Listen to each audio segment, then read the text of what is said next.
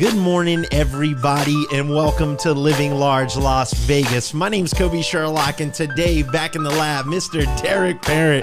Derek, say hello to everybody. Hello, hello. Guys, today, if it's not already obvious from the cameras, we are featuring one of our favorite people here in Las Vegas. Somebody that's really special to us, but more importantly, really special to the city. He keeps me laughing. This is Mr. That was an intro. This is Mr. Phil Klevorik. Hey, good job. And thank you. I've been practicing. Phil's joining us today, who is really, you're a jack of all trades. You really have a hand in everything that is growth here. But, one of our favorite things to talk about, and your favorite thing to talk about, is rugby. Yeah, it was going to be that, but I love that intro. Yeah. I feel like I'm a gangster after that. Well, who came up with that idea? Oh, man, this is our intro. Everything around here is my idea. Oh, well, excellent job. Thank you. Well, I tell you, Phil, for the listeners that are live watching us, tell them a little bit about yourself and your background. Sure. I was born, grew up, still growing up. Yes, you are. It was a few years back. Don't get me wrong. No, I'm originally from Canada, and about 20 years ago, I moved to Las Vegas. Been here for almost 21 years now, I guess, in my 21st year. I was an ex-police officer in Canada. Spent a lot of time in law enforcement, 14 years, and spent a lot with community. I've been working now for 8 governments in 2 countries. I do the economic development for Clark County, which is number 8th or 9th largest county geographically in the United States. And we spend a lot of time trying to make things happen. And it's really cool when you work with people in the community to try to make things work. And to that point, there you have a lot of, when we get people coming from around the world, even from other jurisdictions outside of Nevada, they're amazed at how fast we can make something happen for them, which is pretty cool. And they're not used to that from a government standpoint. My experience here. Is this seat air conditioned? Oh, yeah. You like that? Man, we have all the best things for our guests. I'm hanging out here all day. How long we got? We got a lot of time, brother. How much tape do we have? We're just going to keep rolling until we get everything we need out of you. Got it. My experience here has been very similar in the sense that the government here and everyone is so willing to work together to really execute the vision of many organizations and really the incredible movement of growth. So you're spot on. I think that with different movements and even different things that we're planning coming up, some exciting things, the city's been really welcoming. For you, though, how long have you been here in Vegas? Almost 21. I'm in my 21st year. I moved down here out of Canada with a block heater cord hanging out of my black pickup truck with no air conditioning and roll-up windows. Yeah. And I did move down in the summertime, but I had never been to Las Vegas. And I moved there because of my youngest daughter's health issue, psoriasis. So that was the reason why I moved here. And if I didn't find a job here, I was going on to Phoenix. And if I didn't find anything there, I was going on to Tucson. And within 2 days, I had a job working for the government, and I also had working at security at the Venetian, and then rolled into other roles and responsibilities. And I love Vegas. I love it. Love it. 21 years is 21 years is it's amazing to be in the city, but especially just to hear what you're saying about just coming down out of a whim. Yeah. I rolled the dice on that one. I mean, it was really funny because when I drove into Vegas, it was right after Super Bowl, the day after Super Bowl. And when I was driving down to Las Vegas Boulevard for my very first time, I was I was like 12 years old at the time, maybe. I'm just kidding. No humor in this room, apparently. So I was driving down Las Vegas Boulevard, and I saw this big sign out in front of Caesar's Palace that said free parking. So that's why I turned into free parking. That's why my first place I ever stopped was Caesar's Palace, only because of the big sign. So that was the first. So you didn't come here, visit, then move back. You just drove in town and said, "This is where I'm planting my seed." That was my plan. Pretty amazing. Yeah, with 2 suitcases. Eric came here about 20 years ago. Yeah. And everybody's asking, why does that thing hanging out in front of your truck? I said, that's my extension cord for my electric truck. Well, who would have known that that's probably a reality today? Yeah, right. Now that Tesla's working on one. Yeah, except it was a Ford F-150. And there's no more free parking. At the Venetian's still holding down free parking. When is back on free parking? Yeah, it's something that we've been speaking about. There's something that's near and dear to your heart, and I saw it on the news this morning, and we were talking about it. But let's talk about your love of my wife. Your other love. Oh, my Labrador. Oh my gosh, my Labrador, he's the best. You said there was one thing that was number one, other than, of course, your wife. Rugby. That's rugby. it. Absolutely rugby. It's my absolute passion. It's such a community-based program in so many ways. You can have, I put everything in reference, relatively speaking, right? So United States, when you're born here, you're either given an NBA jersey, a hockey jersey, football jersey, or baseball jersey, right? Yeah. But if you go to probably half the countries around the world, it's the third most popular sport. And it's, you don't need a whole lot of equipment. In fact, you don't need any equipment, theoretically. And you could just pick up the ball and run with it. And that's actually how the game was developed. It was the concept of just picking up the ball and running with it versus kicking the ball. And so the game of rugby was actually invented in about 1823. And it's actually football, American football, forefather. Because the word touchdown, as an example, derived from rugby. The backward lateral pass is from rugby. So all the original laws or rules that were put in the NFL or other college games were originated from rugby. And so where I'm getting back is the community side of things, because club sport is a very big club sport, but the biggest part of it is the true Title IX physical sport.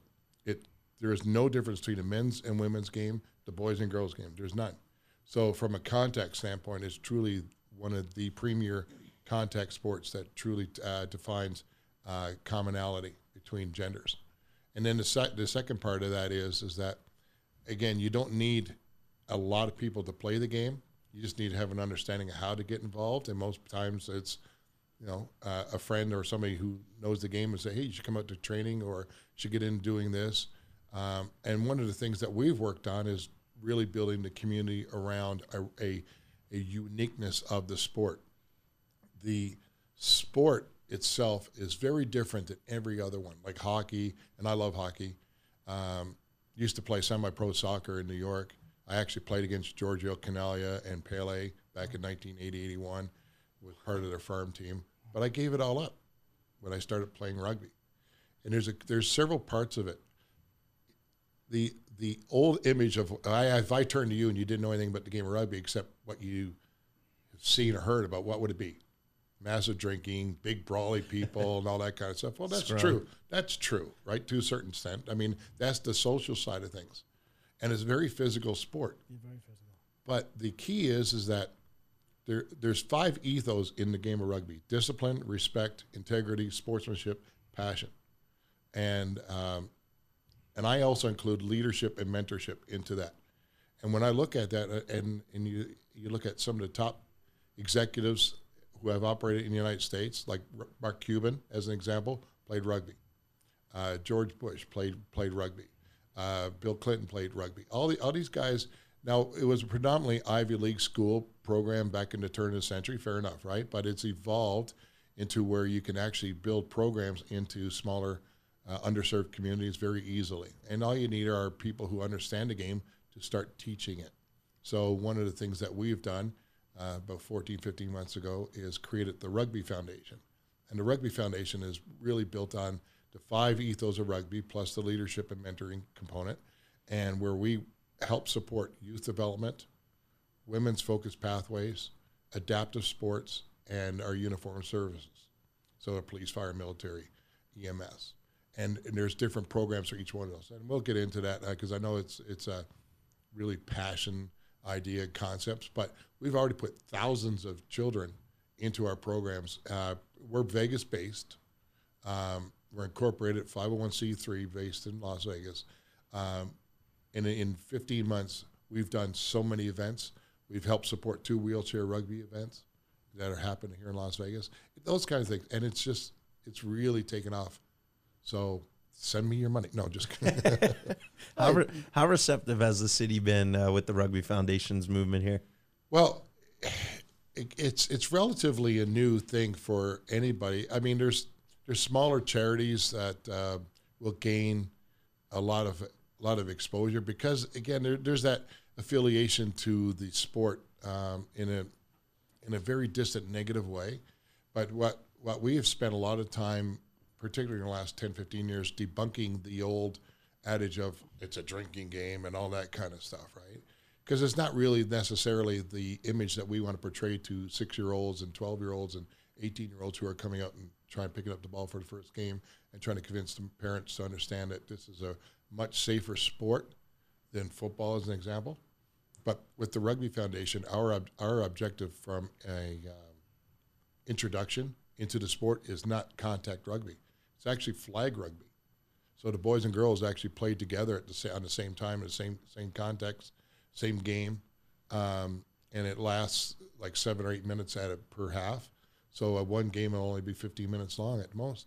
And it's very simple, passing the ball backwards, boys and girls playing in the same age groups. And we're trying to create a little bit of a competition between certain schools that are involved in it. And now we're going to be trying to step into the charter school world because it's a closed environment and there's always the challenges.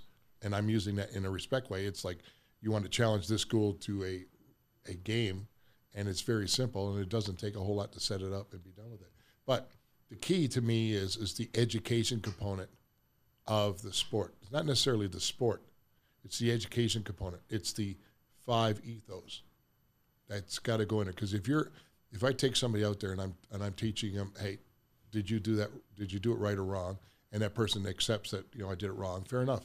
In fact, there was an example 2 weeks ago in a professional match in the UK, which is England for the rest of us folks, where the referee actually asked the player, did he actually score? And the player said, no, I didn't. And I get goosebumps about it because that's integrity. Yeah. Right? And that's respect. So that's earned, that's learned behavior, that's learned personal characteristics. So if we take those kinds of ethos and we implement them into an education, but in a sport environment using the conduit of rugby, then all of a sudden now we're actually helping younger people and even older people potentially making better life decisions and building character and out of those concepts. So whether you're part of an underserved community or you come from an affluent environment, the reality is pretty cool. And then I have one example of this that happened 3 weeks ago. I happened to be standing on the sideline watching the Adopt a Country program that happens in Vegas. It's part of the Clark County School District. We had so many kids show up, and I could show my pictures. We had so many kids show up that he actually had to build another field. And it's so cool. But I was talking to this lady right next to me, and it turns out her husband is a Wells Fargo executive. Shout out to Wells Fargo. No, just anyway, I was talking to her about this because her son was playing a game, and he's 8 or 9 years old in that age frame, and he told her the week before, he said, Mom, I'm basically a changed person. And she says, what do you mean? He says, well, I find rugby very personal, it really has made a difference in his life. And here's this 8 or 9 year old kid saying, yeah, that's pretty powerful. That's pretty outstanding. Now, a lot of people feel that, they may not say that, but it's the whole idea of capturing those statements and really capitalizing on getting that message out. Because if it impacts somebody at 9 years old and they stay with it, you can imagine what kind of outcome that person will be with their age 18 or 20.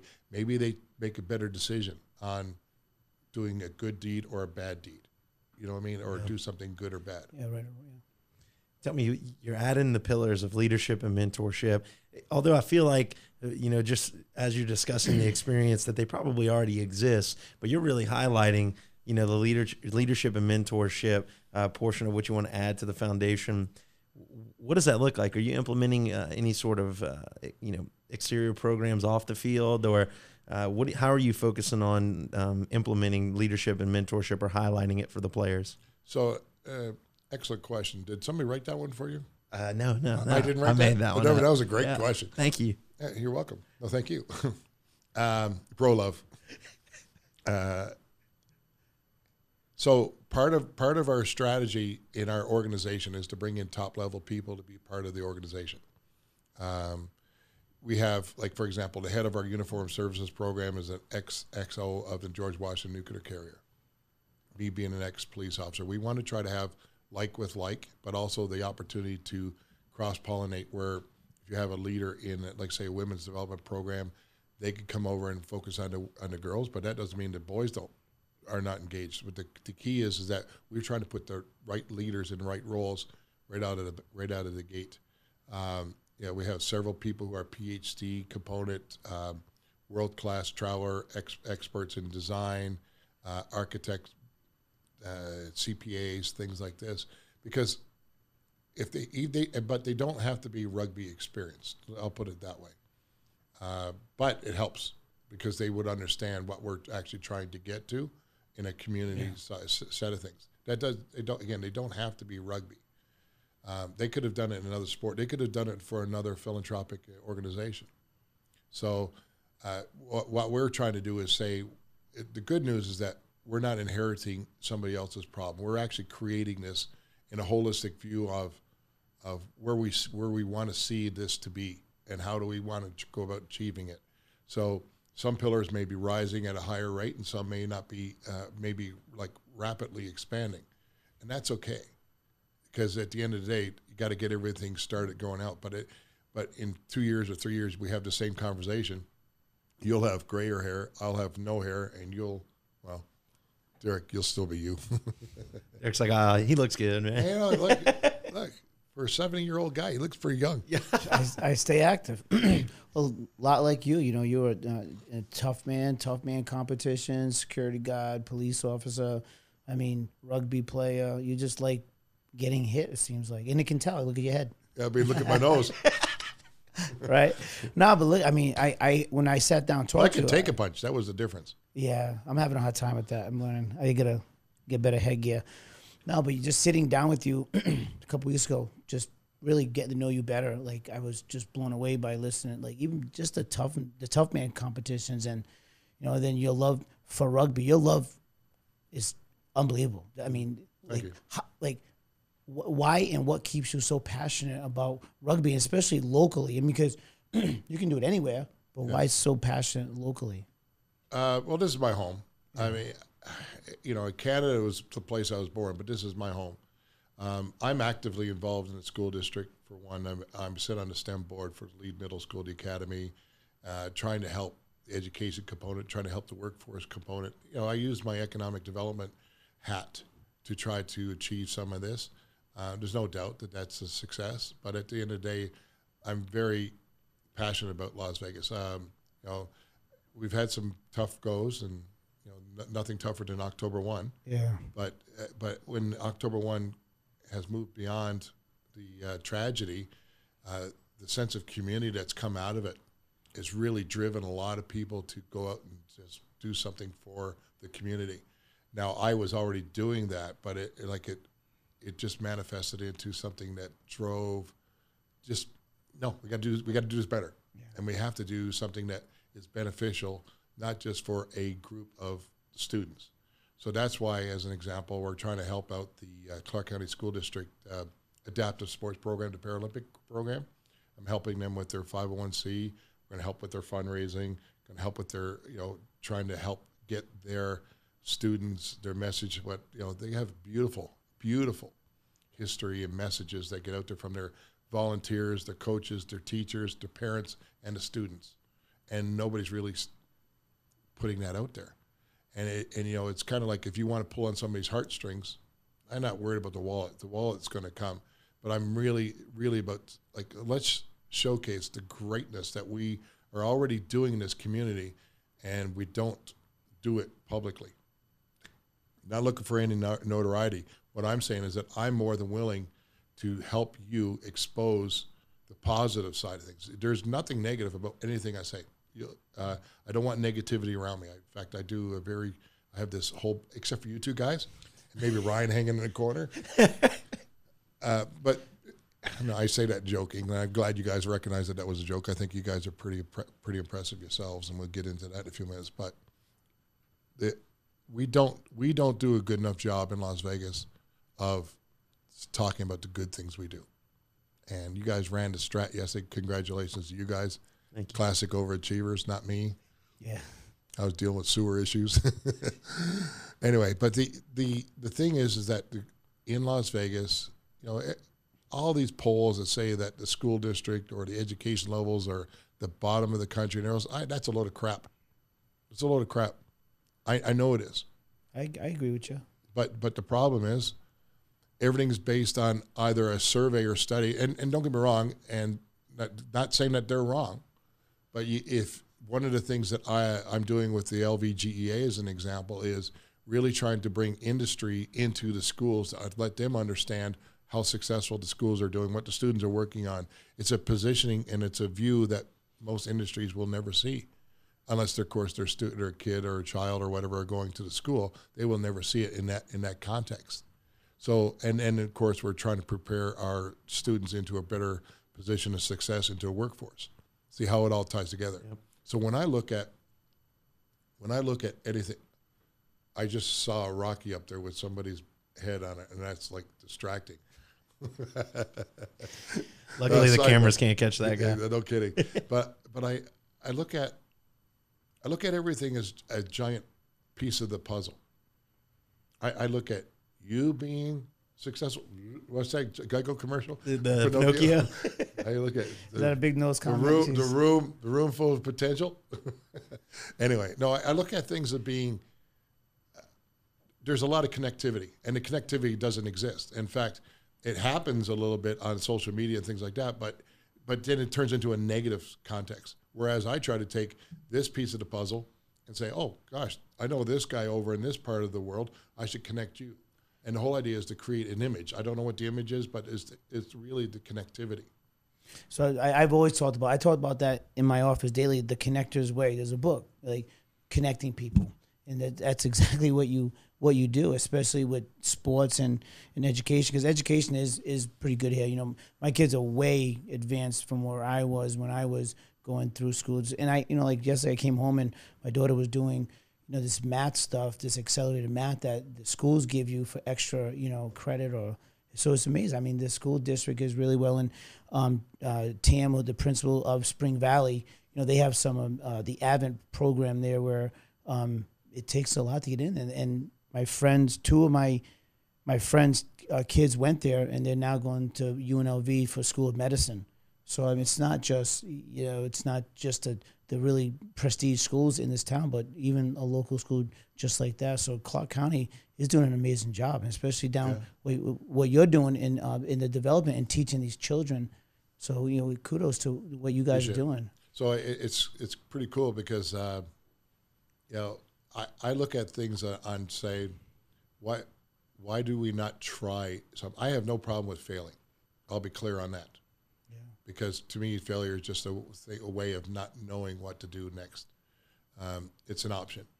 And one of the things that I'm trying to work on right now is fundraising capabilities using esports and interacting that into the school programs as a demo and pilot programs. One is that the kids now become engaged in a different way, competitive. Fair enough.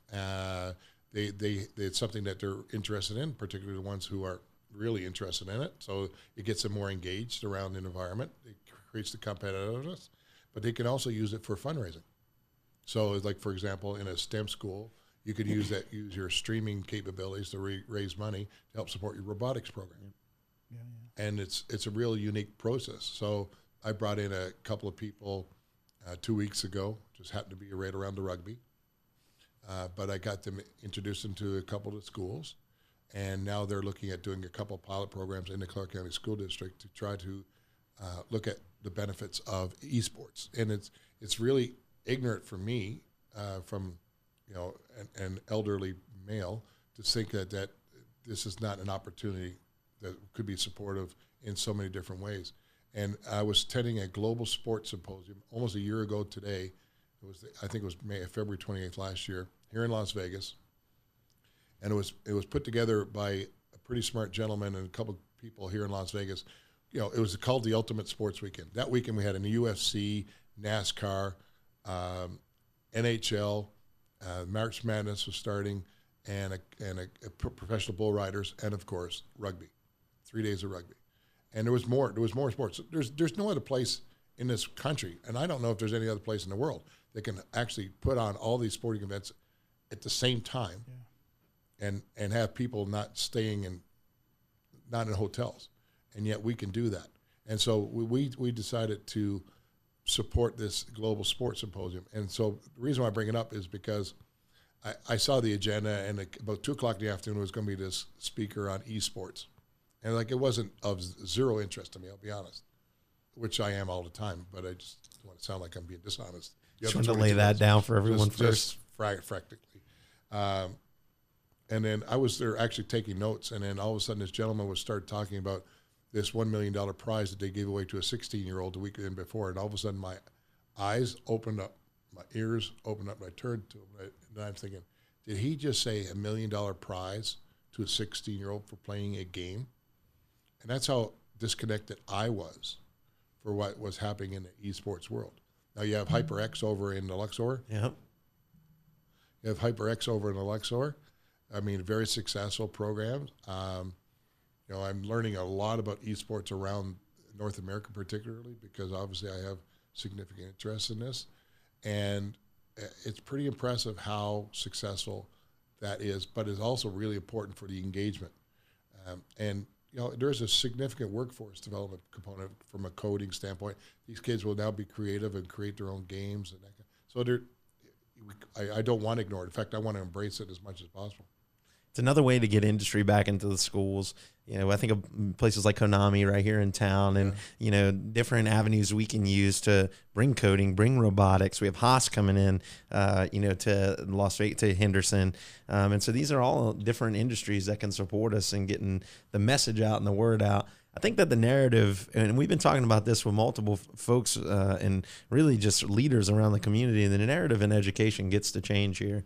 You know, it does get to have a much brighter light shined on it because of the work being done, because of the industries that are getting involved and the efforts being put there. I know, you know, we've seen it when I was in Nashville. We've seen it, things like Nissan getting involved in the schools and the higher, not to give them a drop, but no, it's, you know, honest, those approaches work so well.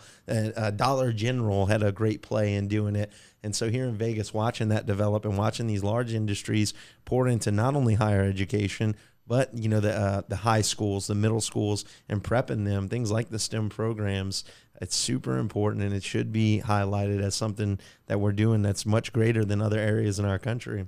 Yeah, so along those lines, if you look at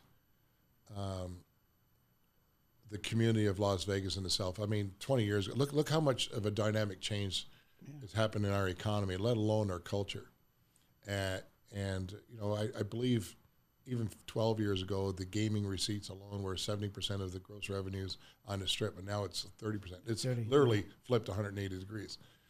And there's a lot of reasons why. I mean, fair enough. I mean, you look at the entertainment value, the restaurants, the hotel rooms, all that kind of stuff. It no longer is gaming as the primary driver to get people to come to Las Vegas.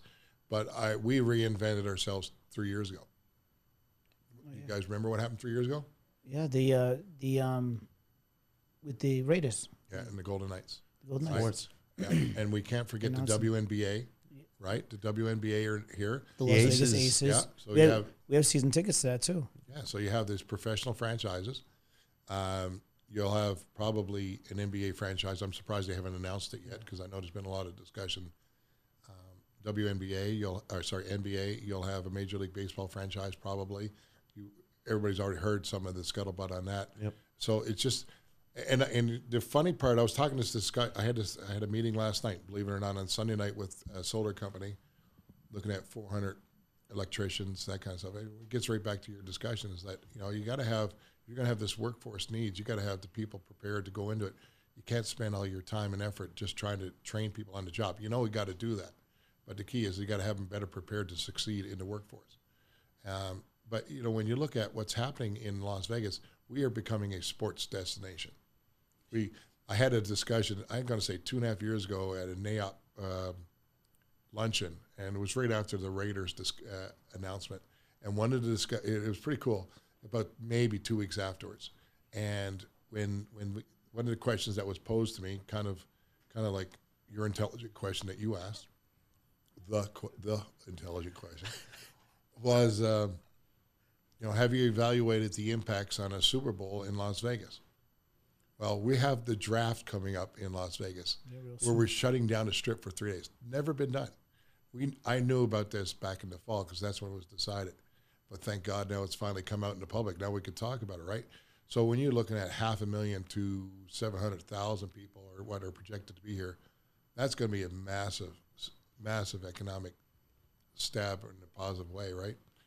But when NAIOP asked the question about the economic impact, and at that time it was in Houston the year before or a couple months earlier, and I think Minneapolis before that or whoever, it doesn't matter. And, when they look at a $140 million influx into an economy, that's a pretty big spike into the economic boom, right? Well, and I said to him, I said, you do realize we have about 300 to 350,000 people who drive here to watch the Super Bowl on TV for the whole week. I mean, they come in for the whole week. So the rooms are 98% occupancy, 120,000 rooms. That's just on the Strip alone. And you're saying, and so when they're talking about the economic impact of a Super Bowl, it won't be that big blip. There will be a smaller blip because it'll be 99% occupancy rate, and the room rates will probably be higher and things like that. So there will be an impact, no doubt. And I'm not devaluing the Super Bowl because I can't wait till it gets here in 2024. Soon. I just throwing it out there, Mr. Goodell. Just throwing it out there. They put the pressure on him at preview. Yeah. That was the best question. Yeah. He's like, "Are you guys gonna try to lead me into the next Super Bowl here?" 2024, man, it fits. It fits. It's a leap year too, so we get the extra day. No, it just has nothing to do with it. But the key is that our impact is much greater than what we realize, and it really gets down to what do you want to try to influence in a positive way. If you want to spend your time in a negative world, I am not your guy at all. But if you want to try to make something happen, whether it's helping get your word out or helping just a child get involved in sports or help a school be more productive and make the connections from industry in there for partnerships or internships or apprenticeships, it's exactly what we're trying to work on. We're behind the curve on it because a lot of blue-collar towns used to have all that. And where Vegas has really dynamically changed its aura over the last several years, it's about time we did that. So we took a leap of faith and tried to just be different. Well, that was the reason why we actually started the podcast, because we have a lot of influence that came in here. And the most common thing, you had mentioned something earlier about failing. We're always around people that enjoy to fail. Not that we like to, but we have a greater growing. And we failed when we had the recession. Now we have all these sports franchises, education getting better. Lots of companies are coming here. We're growing in healthcare. Healthcare has changed dramatically. UNLV, everything's going. So this podcast was meant to have leaders just like you come in here and tell everyone how great this town really is, how resilient, how forward-thinking, what leadership is all about. Because we've had a lot of great leaders in this community. We didn't realize it.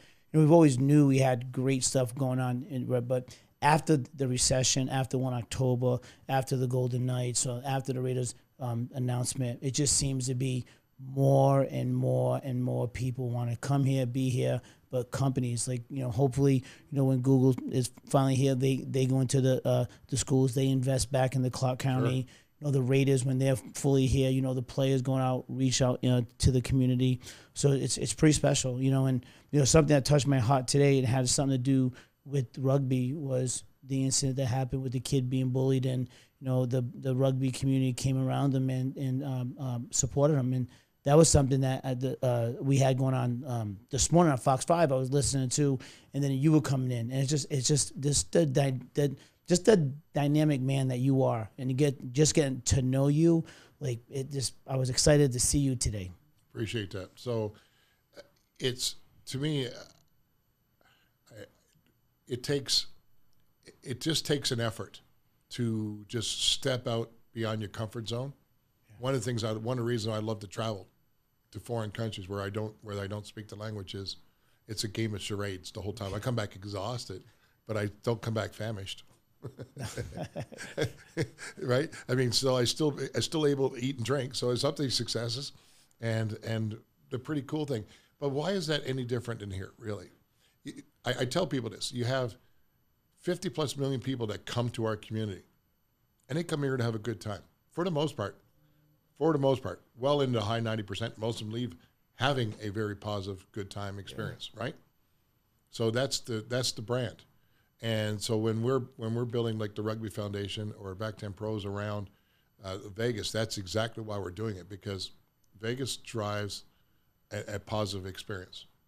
And we need to do a better job of doing that locally for our own benefits, not just for our visitors. Fair enough. They keep our taxes low and they do all that kind of thing, and they support the economics, and they support the jobs, and they support the $1 billion properties, and they support the $10,000 properties. But the key is that we don't do enough locally to support our local endeavors, and it's not necessarily obvious, and it's not blaming anybody, but you're both nodding your head saying you agree, right? So we can always do more. We can always do more. And my throw out to everybody is, what can you do to do more? And what I've tried to do with my teams and people who are getting engaged is really simple. Come up with a concept, come up with a vision, try to implement it, execute on your vision, and stay at it. So with our program, while we're Vegas based, we have programs now operating in 17 states of similar nature. So the really cool thing is, I'm going to take it away from the children, for example, and I'm going to switch gears to our uniform services people. Dear to my heart. I don't play politics. Couldn't care less about politics. I care about my service people who sacrifice and give every day. Military, police, fire, and EMS, for the most part, right? And when I look at those programs and I creating these programs that are very unique, never been done that I'm aware of, and I've done a lot of research on it, and I know that industry pretty well, rugby.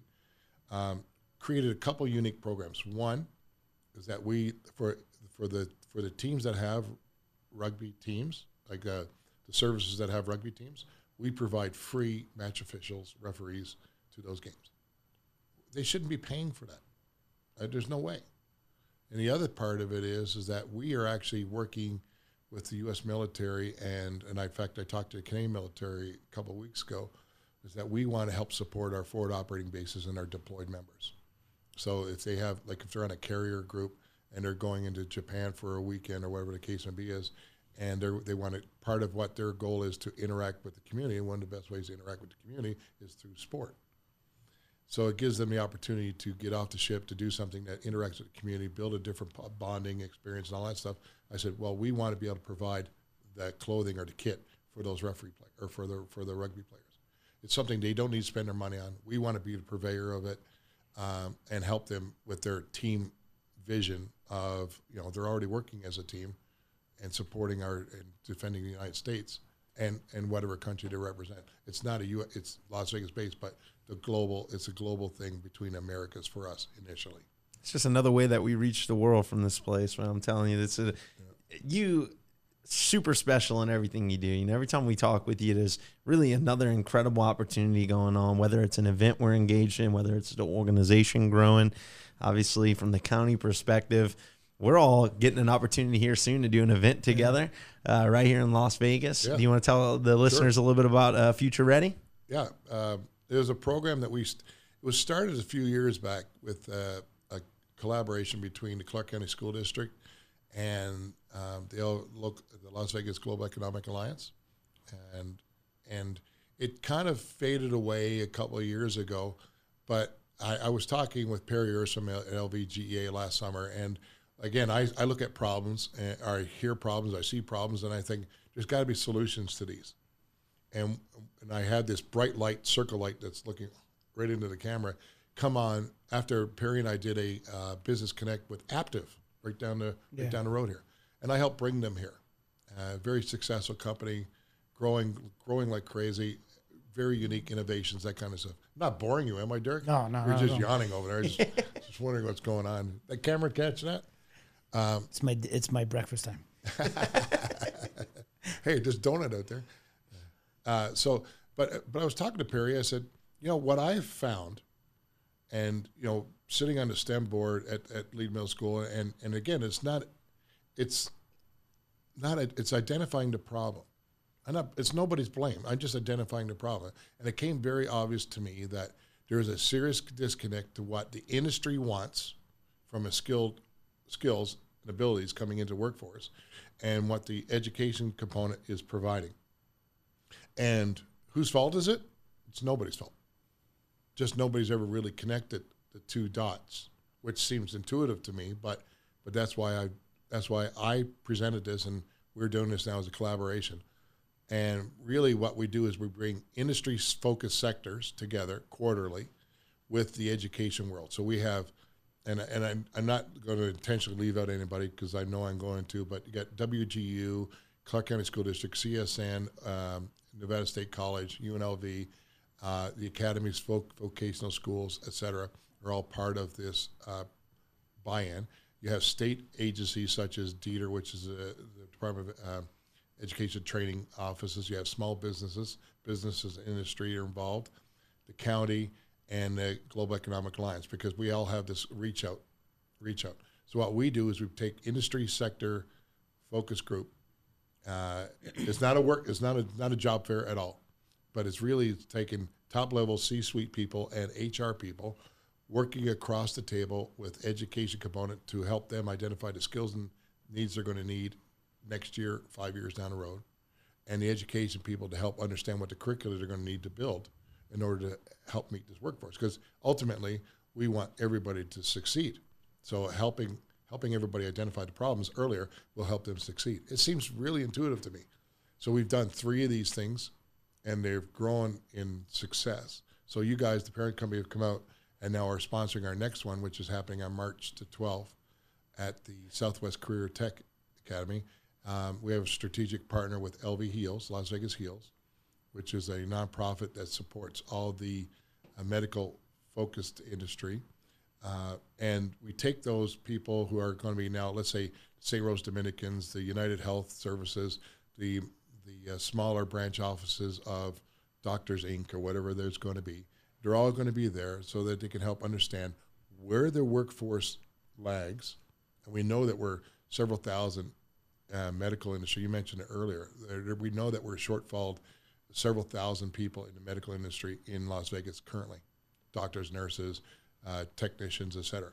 Well, one of the ways we got to look at solving this is go directly to the school programs and help them put pathways of success and pipelines to success to help fulfill those objectives. And so, coming together for 2 hours is kind of like a speed dating. I've never speed dated in my life, but from what I hear, Derek, what you told me. I had a feeling that was coming. I felt That's how Colby met Jane. Oh, yeah. Yeah, Tinder. No, I'm just kidding. I'm just kidding. Swiping right. Is that what this event says? Swiping. You got me. I met Jane before that whole epidemic. Thank God. Kudos to people who are dating today. It's probably way tougher world than us going up and saying hi at a bar or whatever, right? Or in school. But the thing is that this program is specifically different than anybody else what they've ever done. The cool part of this is we've had several other people say, hey, do you mind if we take your concept to try to implement that more direct for our needs? I said, absolutely no. No, yes, I said yes. Go for it. Don't own it. It's not proprietary. Give them an NDA. Anybody wants to talk about how it works, reach out to me, fair enough. But the key is it's pretty simple. We use social media to help get the message out. We use strategic partners to try to get that message out. And every meeting that we've had with our education partners, it's always been more successful. Obviously, out of the gate almost a year ago, September was our first one. I guess it was only 6 months ago. Seems like a year ago. There's a lot of learning curve. Well, fair enough. If it was going to be easy and perfect, then somebody else would have done this a couple of years ago, or 10 years ago. But that's not what it's about. Even if you connect people and you say, fair enough, they've created X number of partnerships or X number of internships. That's a huge success right there. So the key is that, for example, if you have a medical sector like we're going to have next month, and let's say United Healthcare, I'm just throwing them under the bus, they come out there and say, hey, we'd like to set up a strategic partnership and maybe sponsor one of the programs that they going under directly to help succeed. That's a huge success for the school district, right? And the vocational school. That's a huge success. And then at the same time, they partner with developing that pathway of skills and abilities to go into the pipeline. What a way for Future Ready to be the vehicle to really, have this happen at a greater level than it has in the past. Like you said, it doesn't need to be perfect. If there's anything I learned from Derek, it doesn't need to be perfect. We just need to get it out there, get it into motion, and adjust as we go. I do tell you. Yeah, like any foundation, though. Like, I mean, I'm using the Rugby Foundation, but any project, it's got to start. And you want to have as much in a row so you have less likelihood of failure. But the more you have in a row, the more likely you have success. Again, that's the difference between how I live and how I see things. I don't look at failure. I look at what succeeded. We build on that. Yeah. And that's a difference. Opportunities. Well, man, I tell you, this has been honestly a lot of fun. I love your presence, the passion you have in everything. And rugby's evident, but really it's anything you speak into. I feel you, and it really helps to, really just be on board on what you're up to. So I know we're grateful to be in partnership for Future Ready. Really, we're going to be in partnership in whatever you need to support. We'll always be here to help out. So thanks so much for coming on Living Large. Well, I just want to say I'm glad that you're with the city, because you